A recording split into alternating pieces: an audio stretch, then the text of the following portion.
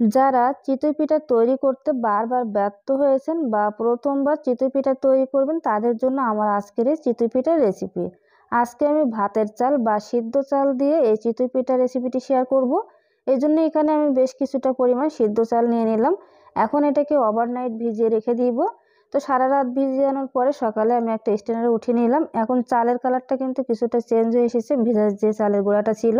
এখন একটা ব্লেন্ডারের জার নিয়ে নিলাম, পরিমাণ মতো নিয়ে এটাকে ব্লেন্ড করে নিব। আর অবশ্যই কিন্তু একটু কুসুম গরম পানি দিতে হবে। তো কুসুম গরম পানি দিয়ে পরিমাণ মতো পানিটা যতটুকু লাগে সেই পরিমাণ দিয়ে আমি কিন্তু ব্লেন্ড করে নিয়ে আসলাম। তো ঘনত্বটা কেমন সেটা একটু দেখিয়ে দিই। তো এভাবে কিন্তু পিঠা তৈরি করা যাবে না, এখানে পানি অ্যাড করতে হবে। তো নর্মাল যে ঠান্ডা পানি আছে ট্যাপ থেকে যে পানিটা থাকে সেই পানি নিয়ে আমি কিছুটা দিয়ে দিলাম। এখন স্বাদ মতো দিয়ে দিব লবণ। লবণটা দিয়ে খুব ভালোভাবে এটাকে ফেটিয়ে নিতে হবে। এটা যতটাই ফেটানো হবে ততটাই কিন্তু পারফেক্টভাবে পিঠাটা তৈরি হবে। আর ঘনত্বটা কেমন সেটা একটু দেখিয়ে দিই।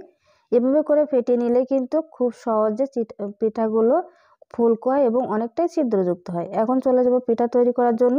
তো আমি আজকে দইয়ের যে হাঁড়ি থাকে বা পাত্র থাকে সেখানে তৈরি করে দেখাবো। এই জন্য চুলাটা বসিয়ে খুব ভালোভাবে কিন্তু এটাকে গরম করে নিয়েছি। তারপর এই যে পিঠাটা দিয়ে দিলাম বা গুলাটা দিয়ে দিলাম। গুলাটা দিয়ে 20 থেকে 30 সেকেন্ডের মতো অপেক্ষা করতে হবে। যখনই অসংখ্য ছিদ্র হবে তখনই কিন্তু ঢাকনা দিয়ে ঢেকে দিতে হবে, তাহলে কিন্তু অসংখ্য ছিদ্রযুক্ত চিতই পিঠা তৈরি হবে। তো এই যে দেখুন কত সুন্দর কিন্তু ছিদ্রযুক্ত হয়েছে। আর যেহেতু এই পাত্রটা অনেকটাই ডিপ ছিল তাই ওঠাতে একটু কষ্ট হচ্ছিল বা সমস্যা হচ্ছিল। তো দেখুন পারফেক্টভাবে কিন্তু পিঠাটা তৈরি করে নিলাম। এখন দেখিয়ে দিব ভিতরে ছিদ্র হবে বাট বাইরে ফুলকো হবে। আর এটা কিন্তু বাইরে অনেকটাই ছিদ্র দেখুন। তো এই তো পিঠা আমি এভাবে তৈরি করে নিলাম। এখন দেখিয়ে দিব আরেকটা পদ্ধতিতে।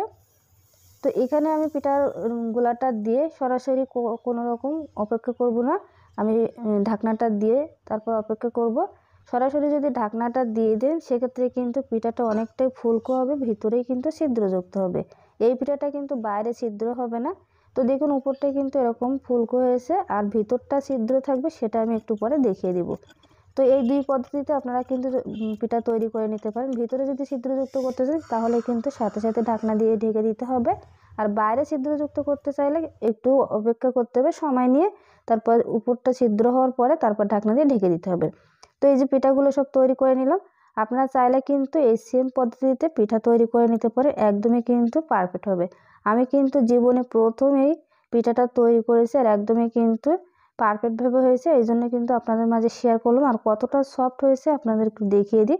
আর নিচের সাইডটা কিন্তু একদমই পুড়ে যায়নি। আর একটু কেটেও দেখিয়ে দিই কতটা নরম এবং ফুলকো হয়েছে। চাইলে কিন্তু আপনারা ট্রাই করে দেখতে পারেন। তো দেখা হবে পরবর্তী ভিডিওতে। আসসালামু আলাইকুম।